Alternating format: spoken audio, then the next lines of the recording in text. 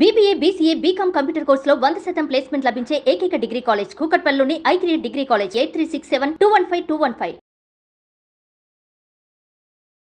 నమస్తే రమగారు. నమస్తే జయ. రమగారు, అన్నదానం చేస్తుంటాం. అన్ని దానాల్లో కల్లా అన్నదానం చాలా ప్రధానమైంది అంటారు కదా. ఎవరు ఎప్పుడు చేయాలి? దీనికంటూ ప్రత్యేకమైన నియమాలు ఉన్నాయా? ఎవరికి చేయాలి? ఇలా ఏదైనా మనకు శాస్త్రం ఏమైనా చెప్తా ఉందండి?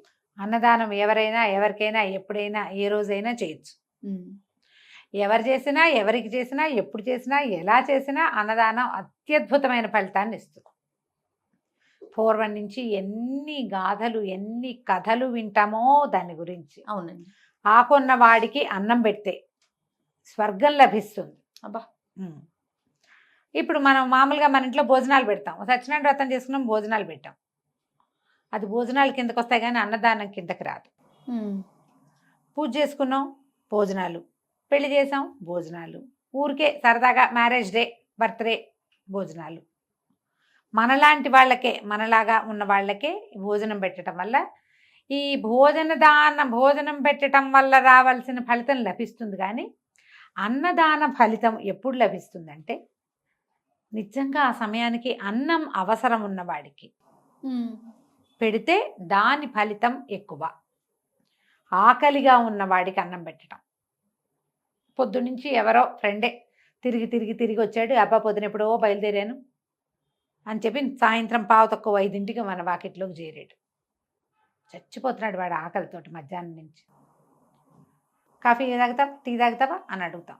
ఆ పొద్దు నుంచి కాఫీలు చేసి తాగుతానని అన్నం రా నీకు అన్నం పెడతాను, ఉంది మధ్యాహ్నం పన్ను ఉందని నువ్వు ప్లేట్లో పెట్టి ఏదో ఒక పప్పు కూర చారు లేదా కాస్త పచ్చడన్నం మసి పెరుగన్నం, అది ఫలితం ఇస్తుంది. ఇలాంటిది కూడా రోడ్డు మీద ఎవడో ముష్టివాడు, ఇప్పటికి ఆకలి, అన్నం లేదు, అమ్మ 3 రోజులైందమ్మా అన్నం తినంటే నిన్న పొద్దుటి చద్దన్నం అయినా సరే అంత అన్నం పెట్టి కాస్త మజ్జిగ పోసి వాడి ప్రాణాలు నిలిపితే దానం, అది ఫలితాన్ని ఇస్తుంది. ఎక్కడో ఏదైనా సమాజం అక్కడంతా వికలాంగులు కానీ పెద్దవాళ్ళు కానీ లేకపోతే అనాథ పిల్లలు, వాళ్ళకి ఏ ఆసరా లేదు, వాళ్ళకి భోజనానికి మంచి భోజనం, వాళ్ళకి భోజనం పెడితే అది ఫలితాన్ని ఇస్తుంది. నారాయణ సేవ అంటారు. ఎట్లా అంటే ఈ దేవాలయాల్లోనూ, అక్కడ దేవాలయాలకి ఎక్కడెక్కడెక్కడి నుంచో వచ్చిన జనం మధ్యాహ్నం వేళ అయ్యేసరికల్లా అందరూ అన్నానికి ఆ టైం అయ్యేసరికి గంట కొట్టేస్తూ ఉంటుంది.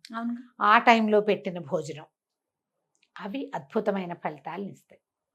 చాలామంది గురువుగారులు ఏం చెప్తారంటే జయ, కొన్ని గ్రహాలకి అన్నదానమే మంచి ఫలితాన్ని ఇస్తుంది. రోజు ఎవరో ఒకళ్ళకి అన్నం పెట్టు, మన గ్రహదోషాలు పోవటానికి. కాస్త సాంబార్ అన్నము, కొంచెం పులుసు అన్నము, అదే మన ఏమంటారు పులిహోరో, కాస్త దద్దోజనమో చేసి ఓ 4 పొట్లాలు కట్టి ఎవరికైనా దారిపోయే వాళ్ళకి ఇచ్చిన ఫలితమే. ముష్టి వాళ్ళకి, అడుక్కునే వాళ్ళకి, దేవాలయం వాకిట్లో కూర్చునే వాళ్ళకి చాలా. ఇప్పుడైతే మనకిప్పుడు కొత్తగా వచ్చిన ఇదేంటంటే హాస్పిటల్స్ బయట అటెండెన్స్, ఆహారం లభించదు పాపం, పేదవాళ్ళు ఉంటారు అందులో. ఒక్కోసారి అన్నీ ఉన్నవాళ్ళు కూడా హాస్పిటల్ బయట పడిగాపులు పడాల్సిన పరిస్థితి వస్తుంది. అట్లా వాళ్ళకైనా సరే వాళ్ళు చిన్నతనం పడకపోతే మనకే ప్రాబ్లము లేదు. నెలకి కట్టేస్తూ ఉంటాం కొన్ని సందర్భాల్లో. ఇప్పుడు అనాథాశ్రమం ఉంది, ఈ నెలకి ఇంత ఉంచుకోండి, పిల్లలకి తెప్పించే వాటిలో మా వంతుగా అని ఇస్తారు కదా. అది కూడా మంచి ఫలితాన్ని, అది కూడా మంచి ఫలితాన్ని ఇస్తుంది. బ్రాహ్మణులకి అన్నదానం, అది కూడా మనకి మన కార్తీక పురాణాల్లో వాటిలలో చెప్తారు. ఆ సమయానికి, ఎందుకంటే వాళ్ళు వేదం చదువుకున్న వాళ్ళు, జ్ఞాన పరులు, వీళ్ళకి భోజనం ఇచ్చినా కూడా ఆ వేళకి, ఆకలి వేళకి అన్నం పెడితే అది కూడా మనకి ఫలితాన్ని ఇస్తుంది. ఎక్కువగా గ్రహదోషాలు ఉన్నా, మనకి ఏదైనా ప్రాబ్లమ్స్లో ఉన్నా, పిల్లలు ఎక్కడైనా చిక్కుకుపోయారు, మనమే ఏవో విపత్కర పరిస్థితుల్లో ఉన్నాము, ఏదో ఉంది తినడానికి మన దగ్గర, మనం తినే దాంట్లో ఒక ముద్ద దానం చేయటం ఎంతో కొంత. ఆ సమయానికి ఎవరు వచ్చినా సరే లేదనకుండా కాదనకుండా భోజనం పెట్టడం, అవన్నీ ఫలితాన్ని ఇస్తాయి. ఏదైనా అసలు ఆహారాన్ని ఇవ్వడం అంటేనే ప్లస్ అది మనకి. ఇందులో మన గ్రహదోషాలను బట్టి కందిపప్పు ఇవ్వండి, పెసరపప్పు ఇవ్వండి అలాంటివి చెప్తారు. ఈ దినుసులు ఇచ్చేది ఎలాంటిదైనా రెడీగా ఉన్న ఆహారాన్ని ఇవ్వటం ఉంది చూడు, అది అద్భుతమైన సంగతి. అది మనల్ని జీవితంలో ముందుకెళ్ళేటప్పుడు చాలా సహాయం చేస్తుంది. ఏ పరిస్థితిలో ఉన్న వాళ్ళైనా ఇప్పుడు ఇది మాకు చెప్పలేదండి అని అనుకోవద్దు. కందులు దానం చేయమన్నారు, పెసలు దానం చేయమన్నారు, మాకు అన్నదానం చెప్పలేదండి అనుకోవద్దు. అన్నదానం చేసి తీరవలసిన క్రియ. మీరు పక్షులకు పెట్టండి, కుక్కలకి పెట్టండి, ఆవులకు పెట్టండి, మనుషులకు కూడా అంతే. మన శక్తి మేర మన శక్తి మేర మన అవకాశాన్ని బట్టి ఏ దేవాలయానికో వెళ్తాం. ఇక్కడ అన్నదానం, నిత్య అన్నదానం ఉందంటే జరుగుతుంది. ఒక 100, 200, 150 మీకు శక్తిని అనుసరించి 1000, 10,000 ఇవ్వగలిగిన మహత్తరమైన శక్తి భగవంతుడు ఇచ్చాడా, కృతజ్ఞతలు చెప్తూ డబ్బులు ఎక్కువ కట్టండి. లేదా కనీసం భోజనానికి ఒక 100 రూపాయలు, కనీసం ఒక్క మనిషికైనా మన పేరు మీద. అంతే కదా అంతే. రమ్మగారు? ఒక్క మనిషికైనా వాళ్ళు వండే రకరకాల పదార్థాల్లో ఒక్క దినుసుకైనా మనం ఇచ్చిన 100, 10, 20 అదైనా లోపలికి వెళ్తుంది అందులోకి. ఆ ఫలితం కూడా మనకి లభిస్తుంది. మనమే పెట్టగలిగామా మరి మంచిది. అంతేగాని మనం చేసుకునే ఫంక్షన్లకు, పార్టీలకు, మన కొలీగ్స్ మనమంతా కలిసి వెళ్ళి పెట్టించేదో అది దానం కింద రాదు. అంతేగాని వచ్చి భోజనం, ఎవరికైనా భోజనం పెడితే వచ్చే ఫలితం వస్తుంది. కానీ ఈ ఆకలిగా ఉన్న వాడికి పెట్టే ఫలితం ఉంది సభ, అవసరంలో ఉన్నవాడికి ఇచ్చేది దాన్ని మించింది లేదు. ఇది కూడా వస్తుంది కొంత, అది ఇంకా మంచిది.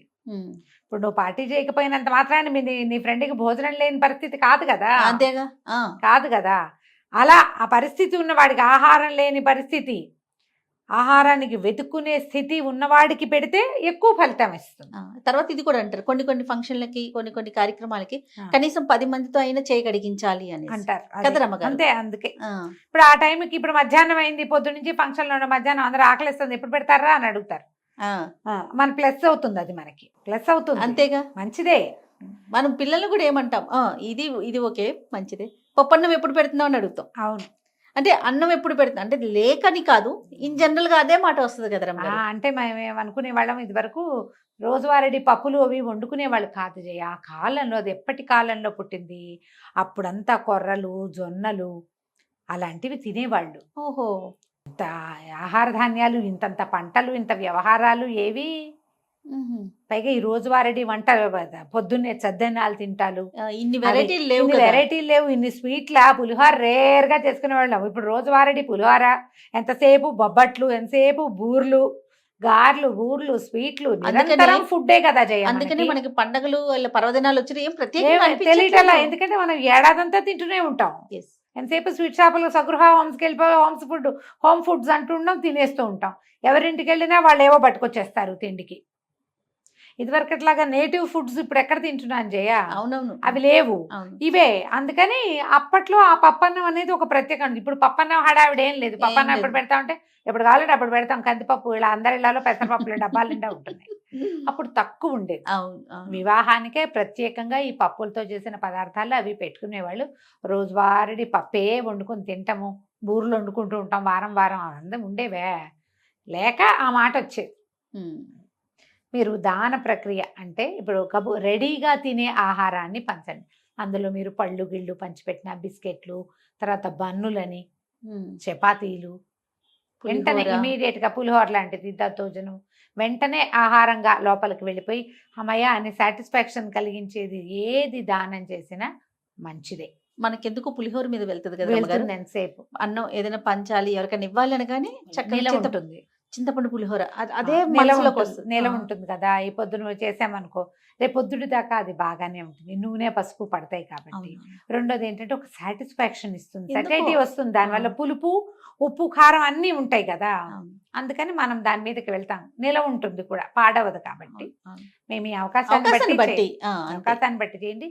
ఎప్పుడు అవకాశం లభించినా దానం చేయటానికే చూడండి, ముందుండండి. రెడీమేడ్ ఆహారం, అప్పుడు సిద్ధంగా ఉండే ఆహారాన్ని దానం చేస్తే ఎప్పుడు మనకో మన పిల్లలకో భవిష్యత్తులో ఎప్పుడైనానో అది ప్లస్సే అవుతుంది. కానీ దానివల్ల ఏమీ నష్టం లేదు, అంతా లాభమే ఉంటుంది. అంతే.